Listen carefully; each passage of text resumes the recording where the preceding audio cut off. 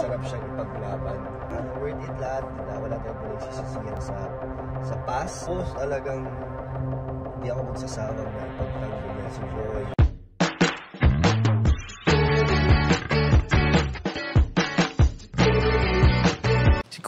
Si Kuya Jens, ano yun, reactor natin yan.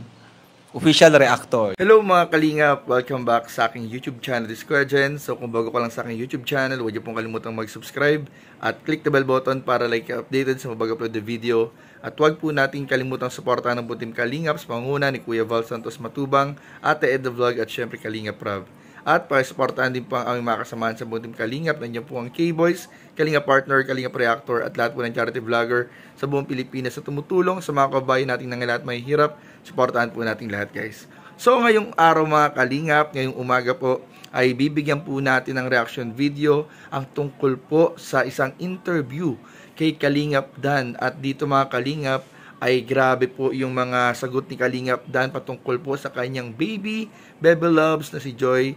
At dito mga Kalingap, malalaman din po natin kung gaano ka-importante at kahalaga si Joy sa buhay po ni Kalingap Dan. Itong interview na po ito mga Kalingap ay ginawa ng ating kaibigan Kalingap Rain. Ayan, pakisuportahan din po mga Kalingap. Napakagaling natin na kasamahan sa K-Boys at talagang magaling din po magtanong at mag-interview sa ating mga kasamahan. So ano po hinintay ng mga Kalingap? Tara panoorin na po natin, bigyan natin ng reaction video in 5, 4, 3, 2. Ito yung unang question. Una, sa lahat ng pagsubok at sakit na naranasan at pinagdaanan nyo ngayon dahil sa mga basher, masasabi mo ba na everything is worth it and joy is worth fighting for? Grabe naman yung tanong. Yan? Yan yung parang sinabi ko din dun sa episode 24. Oh! Na masarap siyang ipaglaban. Oy, grabe So, naman talagang, yun. worth it lahat. Wala tayong pinagsisisihan sa past or kung ano man nangyari ngayon ng mga bashing. Ay talagang lahat yan ay worth it yung pinagdaanan namin ni Joy at pinaglaban na. Hindi lang kami ni Joy, pati yung mga supporters, mga nagmamahal sa Dan Joy ay talagang nandyan yan na nakikipaglaban din hanggang sa mas naging tumagal at solid na tayong lahat. Yeah, worth it ang aming sakripisyo ni Joy, mga tinanggap naming mga bashers. Until now, meron pa rin naman. Pero hindi na kami naapektuhan sa ganyan. Kaya sobrang worth it na matibay na ang Dan Joy. Yes, at worth it ba bro na na pinaglaban mo si Joy? Oo, talagang hindi ako magsasawang na ipagtanggol yan si Joy. Or ipaglaban yan. Grabe. Bro, kitang-kita ko kasi bro na yun nga, dahil dun sa paglaban nyo, tingnan nyo naman yung Dan Joy ngayon bro. Ay kaya nga lalo na ngayon, di ba, mas labing nagmamahal at sumusuporta. Mas lalo nating paninindigan at mas papatibayin pa natin. At bro, yung mga blessing na natatanggap ni Joy, sobra, ay grabe, sobra po na every vlog may mga nagpapadala para kay Joy. Kaya nakakatuwa na nakatulong ako sa part na yun, na dahil sa love team maraming dumating na blessings. Hindi lang kay Joy, pati sa akin. Oo, sa amin bro. Pati mga taong nasa paligid na K-Boys, nabibigyan din kami, kaya maraming salamat. Galing. Nice one. At bro, sa sa mga pagsubok nyo, ano yung pinakamahirap sa tingin mo? Yung basher na sinabi sa inyo, ano yung parang tumatak sa iyo? Yung walang katapusang ginagawa nila ng issue na meron daw tayong girlfriend. Hanggang sa kahit sino na lang yung mga kahit sino lang yung babae ng inaano nila. Nandadamay na sila ng ibang taong wala namang kinalaman. Yun lang yung ayoko na na nangyari. Ay grabe. And syempre dapat wala tayong yung mga naapakan tao or na naiinsulto na ibang tao. Oo nga. Kasi may mga nadadami kasi na hindi naman dapat, diba? So, gusto ko lang maging masaya tayo nang wala tayo ibang masamang ginagawa. Dapat tuloy-tuloy lang sa pagiging masaya. Ganun lang.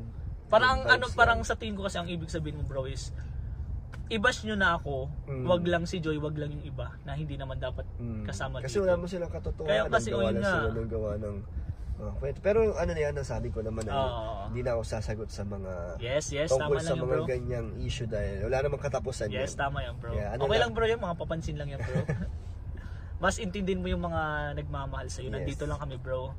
Siyempre si Joy nandyan lang, alam mo Alam yan, naman bro. natin solid tayo na. Yes, Solid na yes. po. Nice one, nice answer bro. Tama na siguro yun. Ang Okay ganda na? na ng answer mo.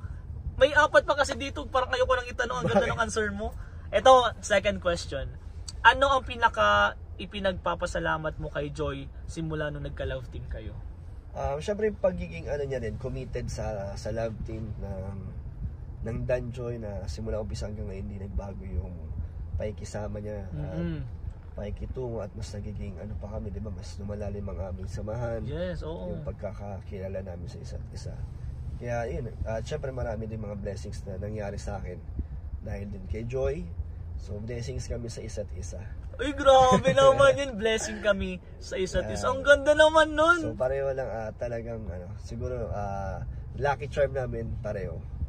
Nice Kami. one. Nice Kasi one. talagang yung blessings na ramdam ko, kaya gusto kong magpasalamat din kay Joy na yun nga, kahit na kasi madalas dyan ako lang di ba nakikita sa camera kasi ako yung nandito at syempre vlogger ako, may channel, so yes, and marami dyan na syempre mas ako yung parang baka ako na lang yung nagiging yung parang lahat ng credits na ako nasa na lang, kasi nga ikaw lang lagi nasa vlog eh. Pero gusto kong sabihin sa lahat at syempre kay Joy na lahat ng mga accomplishments, lahat ng mga success na nangyayari sa channel ko, kasama siya doon. Simula nung nagkaroon ng Danjoy, lagi nang kasama si Joy dyan. Oo nga, ang galing. Kasi yung mga nagsusupport sa akin ngayon, Danjoy naman yan.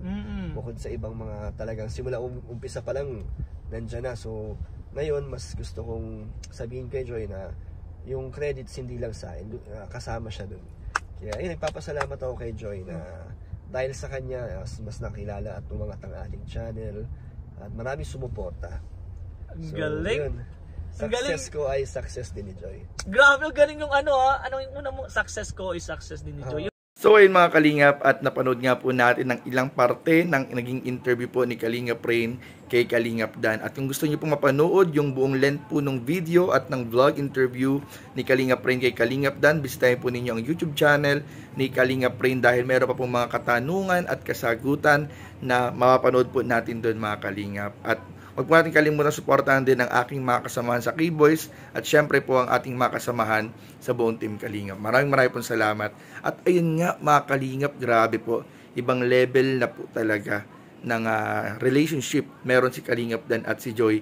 Dahil kitang-kita naman po natin kung gaano kaseryosong sinagot ni Kalingap Dan ang mga katanungan at talagang pagtatanggol po niya kay Joy. Yung sa bawat credit po na natatanggap ni Kalingap Dan sa mga ginagawa niyang charity, sa mga accomplishment niya, ay hindi pwedeng, sabi nga ni Kalingap, hindi pwedeng siya lang yung makredit.